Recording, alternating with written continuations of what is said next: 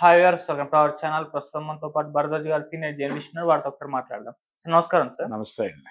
Sir, తిరుపతిలో తొక్కిసలాట జరగడం, 6 చనిపోవడం, కొంతమంది హెల్త్ ఇష్యూ అంటే గాయాలతో ఉన్నారు సార్. ఇప్పుడు ఇదంతా కూడా దేశవ్యాప్తంగా చర్చనీయాంశంగా మారిపోయింది. ఇక్కడ ప్రభుత్వ వైఫల్యం కనిపిస్తుందని చెప్పేసి వైసీపీ వాళ్ళు విమర్శలు చేస్తున్నారు. అసలు ఏం జరిగింది అక్కడ? తొక్కిసలాట ఏ విధంగా జరిగింది? ఎవరి వైఫల్యం ఉంది? మీరేం చెప్తారు సార్? అంటే టెక్నికల్‌గా ఒక చిన్న ప్రాబ్లమ్ జరిగింది అనేది ఆయన చెప్తున్నాడు. తహసీల్దార్ జయరామయ్య స్టేట్మెంట్ ఏంటంటే కంప్లెయింట్ ఇచ్చింది ఆయనే మొదట. పోలీస్ స్టేషన్‌లో కంప్లెయింట్ ఆయన పేరుతోనే నమోదైంది. ఆయన చెప్తోంది ఏంటంటే ఈ బైరాగి పట్టెడ దగ్గర జరిగింది ఇన్సిడెంట్. ఓకే. ఇక్కడ యాక్చువల్‌గా ఈ సర్వదర్శనం అనేది గురువారం నుంచి మొదలవుతుంది. ఈ మొదలయ్యే వైకుంఠ ద్వార దర్శనం ఇది చాలా ప్రతి ఒక్కరికి అందులో పాల్గొనాలి, ఆ వైకుంఠ ద్వార దర్శనం చూడాలి అనేటువంటిది ఒక నమ్మకం. అది చూడటం ద్వారా ఏదో కొంత మేలు జరుగుతుంది, పుణ్యం వస్తుంది, ఇలాంటివేవో ఉంటాయి కదా! ఆ ప్రకారం టీటీడీ దాదాపుగా 90 కౌంటర్లు పెట్టారు అనేది చెప్తున్నారు గానీ, నిజానికి ప్రతి ప్రాంతంలోనూ ఉన్నటువంటి టీటీడీ కళ్యాణ మండపాలు ఉన్నాయి చాలా చోట్ల. ఆ టీటీడీ కళ్యాణ మండపాల్లో కూడా ఈ టోకెన్లు విక్రయ కార్యక్రమం నడిచింది. అంటే తిరుమల దాకా వెళ్లకుండానే టికెట్లు కొనుగోలు చేయవచ్చు. విజయవాడ ఉంది, విజయవాడలో ఒక టీటీడీ కళ్యాణ మండపం ఉంది, అక్కడ టీటీడీ ఆఫీస్ ఉంది, హైదరాబాద్లో ఉంది. ఇలా చాలా ఊళ్ళల్లో టీటీడీ కౌంటర్స్ ఉన్నాయి. ఈ కౌంటర్స్ నుంచి కూడా తీసుకుని ప్రశాంతంగా వెళ్ళొచ్చు. కానీ దీనికి విపరీతమైన రష్ ఏర్పడింది అక్కడ. ఏర్పడినప్పుడు ఈ ఆల్రెడీ క్యూ లైన్లో ఉన్నటువంటి ఒక అమ్మాయి కాదు, ఒక ఏజ్డ్ మహిళ, ఒక వృద్ధ మహిళకి ఆవిడకి శ్వాస అందని పరిస్థితి ఉండటంతో ఆవిడ్ని బయటకు తీసుకురావడం కోసం ఒక డోర్ ఓపెన్ చేశారు. ఆ డోరు తమ కోసమే ఓపెన్ చేశారని బయట ఉన్నటువంటి భక్తులు అనుకుని లోపలికి ప్రవేశించారు. ఈవిడ్ని బయటకు తీసుకెళ్తున్నామనే స్పృహలో ఉండి ఈ గేటు దగ్గర భద్రత ఏర్పాట్లు జరగలేదు సరిగా. జరగకపోవడంతో ఆ భక్తుల వాళ్ళు ఒక్కసారి ఇలా సునామీ లాగా వచ్చేసరికి దాన్ని తట్టుకునే మెకానిజం లేకుండా పోయింది అక్కడ. ఎప్పుడైతే వాళ్ళు ఎంటర్ అయ్యారో ఆటోమేటిక్గా తొక్కిసలాట జరిగిపోయింది అక్కడ. దానిలో జరిగినటువంటి ప్రమాదమే ఈ 6 మరణం. ఇక్కడ ఎవరి తప్పు ఉంది అనేది కాదు. ఒకటి, జనాలు ఏ రేంజ్లో ఉన్నారు అనే దాన్ని బట్టి అనుక్షణం అక్కడ ఒక కాపలా వ్యవస్థ ఉండాలి. కాపలా వ్యవస్థ ఉండటంతో పాటు వాళ్ళని గైడ్ చేయాలి, ఇబ్బంది పెట్టకుండా గైడ్ చేయాలి. ఇబ్బంది పెట్టకుండా గైడ్ చేయటం అనేది మన దగ్గర చాలా తక్కువ. అసలు ఆ స్పృహ ఉండదు. ఇక్కడే కాదు, పుష్కరాల సమయంలో జరిగినటువంటి తొక్కిసలాటలు కూడా అలాగే సంభవిస్తాయి. చంద్రబాబు నాయుడు గారు గతంలో ముఖ్యమంత్రిగా ఉన్న రోజుల్లో గోదావరి పుష్కరాల సందర్భంగా జరిగిన తొక్కిసలాటలో చాలా మంది కన్నుమూయటం మనకు తెలుసు. అలాగే నిన్న జరిగినటువంటి తొక్కిసలాటకు కూడా నిజానికి అక్కడ జరిగిన సన్నివేశం ప్రకారం మా బాధ్యత లేదని ప్రభుత్వం చెప్తోంది. కానీ అంటే మేము ఇటు నుంచి బయటకు తీసుకెళ్ళటం కోసం డోర్ ఓపెన్ చేసామని చెప్తున్నారు వీళ్ళు. ఆ విషయం వాళ్ళకి కన్వే కావాలి కదా, బయట ఉన్నటువంటి భక్తులకి కన్వే అవ్వాలి. భక్తులు ఇటువైపు రాకుండా ముందు ఒక ఏర్పాటు ఉండాలి. ప్రతి చోట కూడా ఎవరైనా క్యూ లైన్లో ఇబ్బందుల్లో ఉంటే ముతక చాలా మంది వెడతారు దైవ దర్శనం కోసం. వెళ్ళినప్పుడు ఏదైనా జరగచ్చు. అక్కడ క్యూ లైన్లో చాలా సుదీర్ఘమైన క్యూ లైన్స్ ఉంటాయి. ఈ క్యూ లైన్లో ఎప్పుడు ఎవరికి ఏ ఇబ్బంది వచ్చినా ఇమ్మీడియట్గా రెస్క్యూ టీం వాళ్ళని అటెండ్ అయ్యి వాళ్ళని బయటకు తీసుకురావడానికి ఒక వెసులుబాటు ఉండేలాగా అక్కడ వ్యవస్థ ఉండాలి. క్యూ లైన్లకి ఎప్పటికప్పుడు యాక్సెస్ ఉండాలి. ప్యారలల్గా ఇప్పుడు ఒక క్యూ లైన్ ఉంది, దానికి ప్యారలల్గా మీరు ఇంకొక ఏర్పాటు చేసుకోండి ఇమ్మీడియట్గా అటెండ్ అవటానికి. అటువంటిది లేదు అక్కడ, అటువంటి మెకానిజం లేదు. లేకపోవడం ఒక కారణం అయితే, రెండో కారణం ఏంటంటే ఇంతమంది క్రౌడ్ ఉన్నప్పుడు వీళ్ళని ఏ క్షణమైనా సరే ఏ ప్రమాదం అయినా వాటిల్లుతుంది. కాబట్టి వాళ్ళని కంట్రోల్ చేయడానికి ఒక భద్రతా వలయం ఉండాలి అనేది కూడా వాళ్ళు ముందుగా అనుకోవాలి. మేము అనుకోలేదు అంటే కుదరదు. అంటే ఇది అనుకోకుండా జరిగినటువంటి ప్రమాదం అన్నట్టుగా మాట్లాడుతున్నారు. అనుకోకుండా ప్రమాదాలు జరగవు. ప్రమాదం జరుగుతుందని మీరు అనుకోవాలి. ఎందుకంటే అక్కడ పబ్లిక్ ఉన్నారు, విపరీతమైన రష్ ఉంది. ఆ రష్ ఉన్నప్పుడు మీరు ముందుగా వాళ్ళని కంట్రోల్లోకి తీసుకుని అప్పుడు మీరు డోర్ ఓపెన్ చేసి ఆవిడని తీసుకెళ్ళి ఈ డోర్ క్లోజ్ చేసి మళ్ళీ అక్కడ డోర్ క్లోజ్ చేస్తారా తీస్తారా అనే దాంతో సంబంధం లేదు. అక్కడ అంతమంది జనాలు ఉన్నప్పుడు ఏం జరగడానికైనా అవకాశం ఉంటుందని మీరు అనుకోవాలి. అనుకుని వాళ్ళని కట్టడి చేయడానికి ఒక వ్యవస్థను పెట్టాలి. ఇప్పుడు గతంలో సినిమా హాళ్ళ దగ్గర క్యూ లైన్లో కొట్టుకునేటప్పుడు పోలీసులు ఉండేవాళ్ళు. అక్కడ వెళ్ళి పోలీసులను పిలుచుకొచ్చి అక్కడ నుంచోబెట్టేవాళ్ళు. లేకపోతే థియేటర్ స్టాఫే నిలబడేది. నిలబడి కంట్రోల్ చేసేవాళ్ళు కొద్ది మేరకు. అది కూడా కొద్ది మేరకే. ఇంత కంట్రోల్ ఉన్నప్పుడు కూడా తొక్కిసలాటలు జరిగి చనిపోయేవాళ్ళు. ఎక్కువ మంది భక్తులు కానీ లేకపోతే ఎక్కువ మంది ప్రేక్షకులు కానీ ఎక్కడైనా గుమిగూడితే అనివార్యంగా తొక్కిసలాటలు జరుగుతాయి. మనం సినిమా హాళ్ళ గేట్ల దగ్గర అలా పట్టుకుని ఊగుతూ ఉండేవాళ్ళు. ఏ క్షణంలో ఆ గేట్లు పగిలిపోతాయో అనే పరిస్థితి. కొన్నిసార్లు పగిలిపోయేవి కూడా. అలాంటి ఒక వేవ్ ఉంటుంది, ఒక మాస్ హిస్టీరియా ఉంటుంది అక్కడ. అది ఉన్నప్పుడు దాన్ని కంట్రోల్ చేయటం అంత ఈజీ కాదు. వాళ్ళందరూ ఒక్కటి అనుకుని ఒక్కసారిగా అలా ముందుకు కదులుతారు. కదిలినప్పుడు వాళ్ళని కంట్రోల్ చేసే మెకానిజం లేకపోతే మాత్రం ప్రమాదం. ఇది ఊహించాలి ముందే. ఊహించకపోవడం అనేది ప్రభుత్వ వైఫల్యం. అందువలన జరిగింది. ప్రభుత్వం అంటే టీటీడీ వైఫల్యం. దాన్ని టీటీడీ వైఫల్యంగా చూపించాల్సిన అవసరం లేదు అని చింతామోహన్ లాంటి వాళ్ళు మాట్లాడుతున్నారు. కానీ ఉంది అక్కడ బాధ్యత ఖచ్చితంగా టీటీడీ వహించాల్సినటువంటి అవసరం ఉంటుంది. భక్తుల భద్రత అనేది మీ బాధ్యత. భక్తులు భద్రంగా దైవ దర్శనం చేసుకుని తిరిగి వాళ్ళు సురక్షితంగా వారి వారి ప్రాంతాలకు వెళ్ళేంత వరకు టీటీడీదే బాధ్యత. అంటే అక్కడి నుంచి కిందకి వెళ్ళి వాళ్ళు బస్సులు ఎక్కేసి వెళ్ళిపోయే వరకు, ఆ కొండ దిగి వెళ్ళే వరకు మీదే బాధ్యత. అందుకని ఇది చేయవలసింది ఏంటంటే వీళ్ళు ఊహించాలి ముందే. క్రౌడ్ అర్థమవుతుంది కదా, కళ్ళతో చూస్తున్నారుగా అందరూ. ఇంత క్రౌడ్ ఉంది, దీనికి మనం ఒక భద్రత కల్పించాలి వీళ్ళకి అని వాళ్ళని కంపార్ట్మెంట్లుగా చేర్చాలి. చాలా చోట్ల కౌంటర్లోనే ఈ కౌంటర్ దగ్గర ఎక్కువ మంది జనం ఉన్నారు, క్రౌడ్. ఈ క్రౌడ్ని మేము కంట్రోల్ చేయలేకపోయాం అనేది తప్పుడు మాట.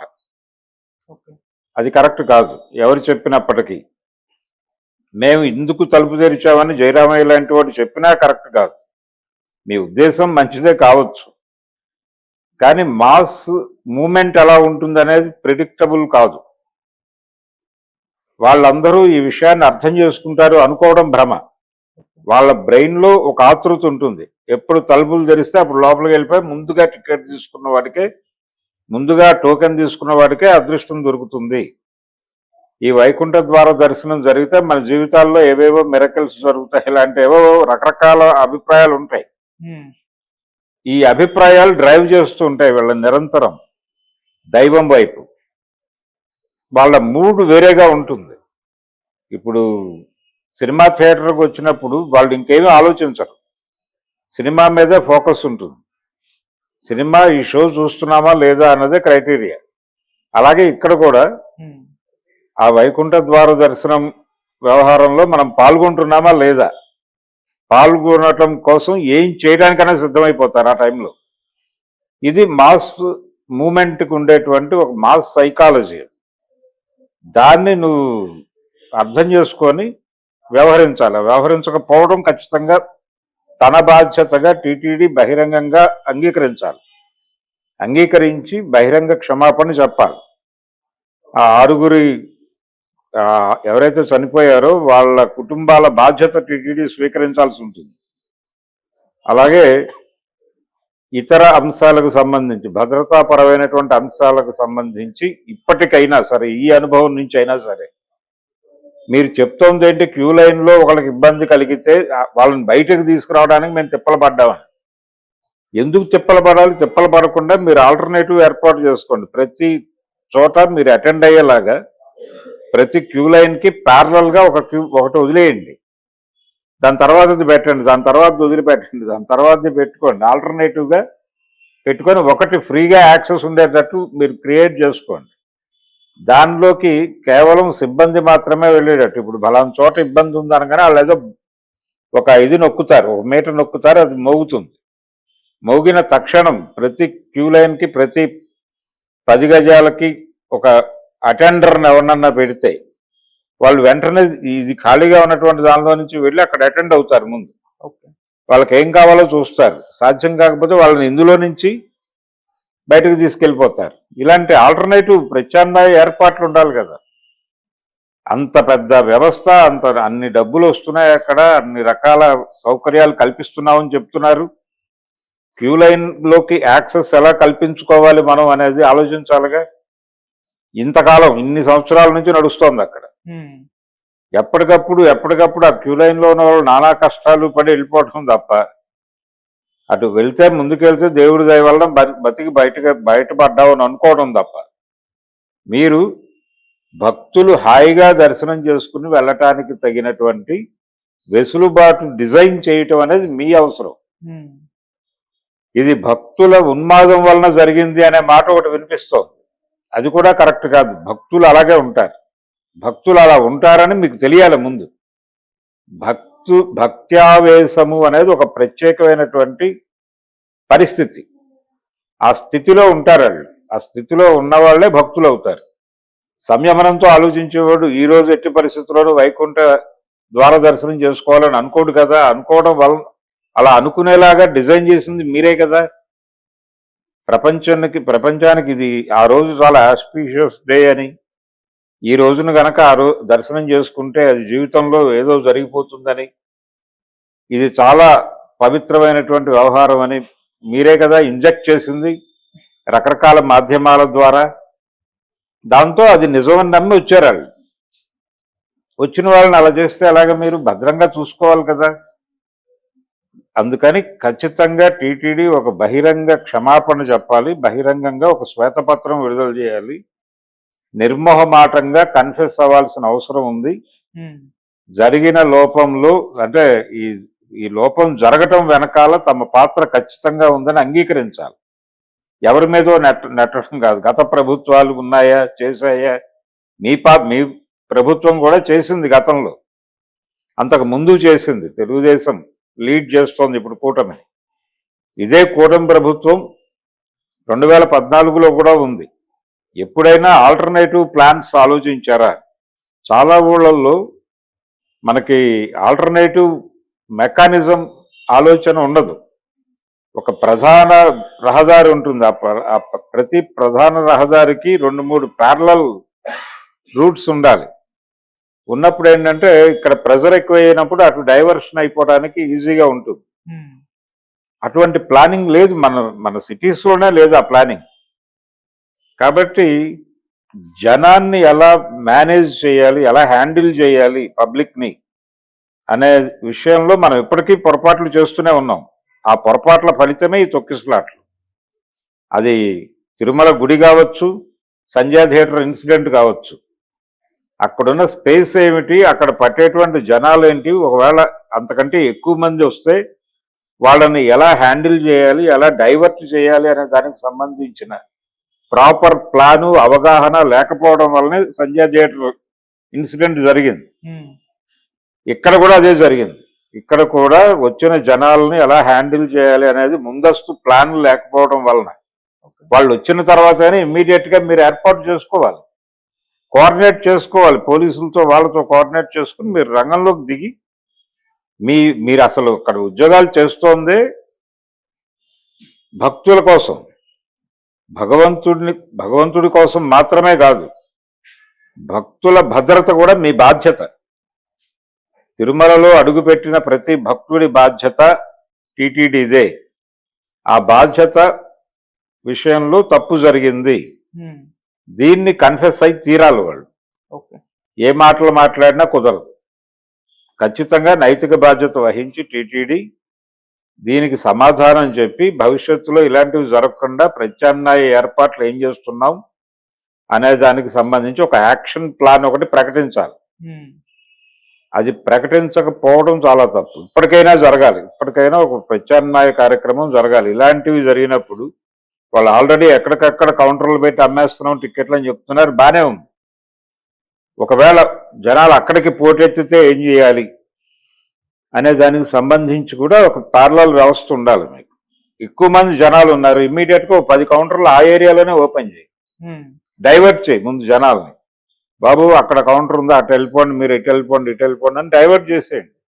అప్పుడు పలచబడిపోతారు కదా జనాలు. అదైనా జరగాలి. లేదు వాళ్ళందరినీ కంట్రోల్ చేసే ఒక భద్రతాపరమైనటువంటి మెకానిజం అయినా ఉండాలి. ఇవేవీ లేకుండా మీరు అక్కడ కూర్చుని మేము ఒక అందుకు తలుపు తెరిస్తే వాళ్ళు ఒక అందుకు ప్రవేశించారు, అది వాళ్ళ తప్పు అంటే ఎలా కుదురుతుంది? అది ఖచ్చితంగా టీటీడీ తీసుకోవాల్సినటువంటి వ్యవహారం. అంతకు మించి వేరే ప్రశ్నే లేదు దానికి. No excuse. వాళ్ళని క్షమించడం అనేది కుదిరే పని కాదు. ఖచ్చితంగా టీటీడీ బాధ్యత తీసుకోవాలి. రెస్పాన్సిబిలిటీ వాళ్ళది, ఇంకెవరికి సంబంధం లేదు. వాళ్ళు అలా వ్యవహరిస్తున్నందుకు గాను ప్రభుత్వం అలాగే దేవాదాయ శాఖ వీళ్ళందరూ కూడా ఇప్పుడు దృష్టి పెట్టి అక్కడ ప్రక్షాళన కార్యక్రమాలు చేపట్టాలి. ఎవరెవరు ఉన్నారు అక్కడ, ఏ పొజిషన్లో ఉన్నారు, మానిటరింగ్ వ్యవస్థ ఎవరు చేస్తున్నారు, ఆ మానిటరింగ్ వ్యవస్థ ఎక్కడ విఫలమైంది, దీని మీద ఒక సమగ్రమైన దర్యాప్తు జరగవలసిన అవసరం ఉంది. ఈ దర్యాప్తు పూర్తయ్యే వరకు అక్కడ విధుల్లో ఉన్నటువంటి వాళ్ళందరినీ కూడా సస్పెన్షన్లో పెట్టాల్సిన అవసరం ఉంది. వాళ్ళని సస్పెన్షన్లో పెట్టి దర్యాప్తు జరిపి ఒకవేళ నేరం జరిగిందని నిర్ధారణ అయితే ఖచ్చితంగా కేసులు పెట్టాల్సి ఉంటుంది. వాళ్ళ మీద హత్యా నేరం పెట్టినా తప్పు లేదు. హత్యా నేరం 302 కింద కేసులు ఫైల్ చేసి లోపలేస్తే తప్ప వీళ్ళకి ఆలోచనలు రావు. ప్రభుత్వం కూడా దీనికి బాధ్యత వహించాల్సి ఉంటుంది.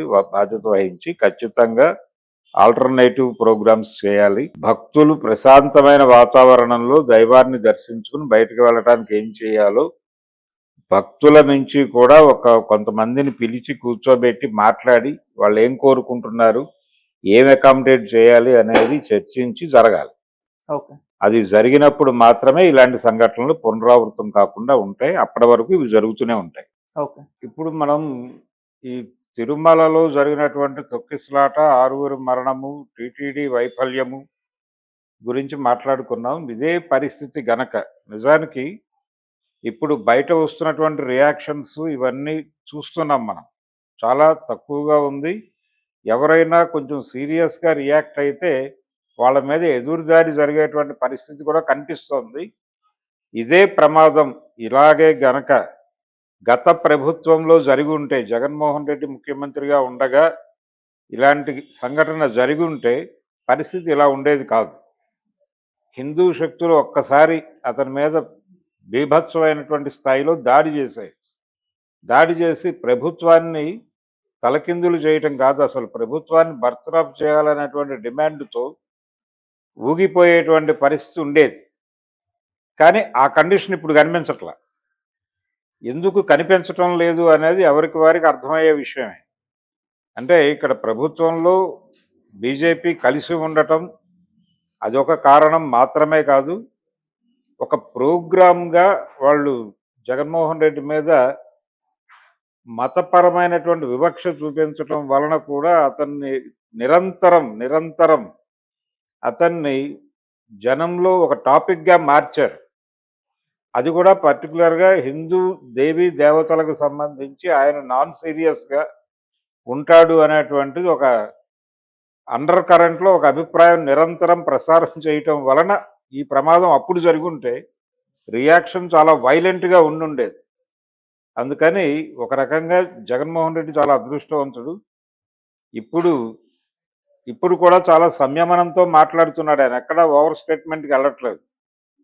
జరిగినది దారుణం, దీని మీద ప్రభుత్వం సరిగా స్పందించాలి, బాధిత కుటుంబాలకి న్యాయం చేస్తే బాగుంటుంది, ఎలా చేస్తే బాగుంటుంది అనేది వాళ్ళే ఆలోచించుకోవాలి అన్న పద్ధతిలో చాలా సంయమనంతో మాట్లాడుతున్నాడు. ఎక్కడ ఓవర్ డైలాగ్కి వెళ్ళటం లేదు, చాలా ఒళ్ళు దగ్గర పెట్టుకొని మాట్లాడుతున్నాడు అతను. ఇదే పద్ధతిలో కనుక జగన్ ఉంటే అంటే ఎక్కడో అతనిలో పశ్చాత్తాప ధోరణి కూడా కనిపిస్తోంది. అది కూడా ఈ తిరుమల ఇన్సిడెంట్ నుంచి మనకి అర్థమైనటువంటి పరిస్థితి. Okay sir, thank you so much. Thank you.